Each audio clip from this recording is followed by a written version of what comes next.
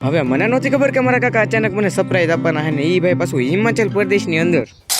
એમાં હતું એવું કે આજે મારો જન્મદિવસ હતો ને ખરેખર આજે ભાઈ બહુ રીખડા ને હવે જવાનું હતું મેકલોજગંજ બાજુ યાની કે આપણી રૂમ બાજુ. અને એ પેલા એ ખરા એવા રેસ્ટોરન્ટમાં નાસ્તો કરવાના નાસ્તામાં હતી ભાઈ મેંગી. અને આને શું કહેવાય ખાસ તમે કોમેન્ટ કરજો. વિનોદ કાકા ફોનમાં લીધો શીખતા હતા પણ મને તો આનું નામ નહીં આવડતું. તમને ખબર હોય તો ભાઈ કોમેન્ટ કરી નાખજો. આકાશને ને વિનોદને રૂમે મોકલી દીધા છે. આકાશનો આજે બર્થડે છે તો આપણે એની માટે સરપ્રાઈઝ કેક લઈ લીધો છે.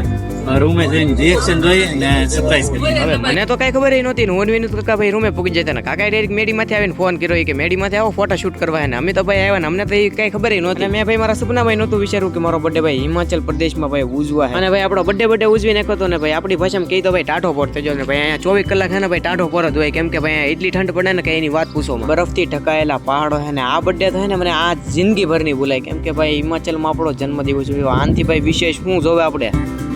રૂમે આવીને હવે પેક કરવાની બધી તૈયારી થતી હતી કેમ કે કાલે જવાનું છે મોટી ટ્રીપ ઉપર એટલે સબસ્ક્રાઇબ ફોલો ન કરી હોય તો કરી નાખો ચેનલને.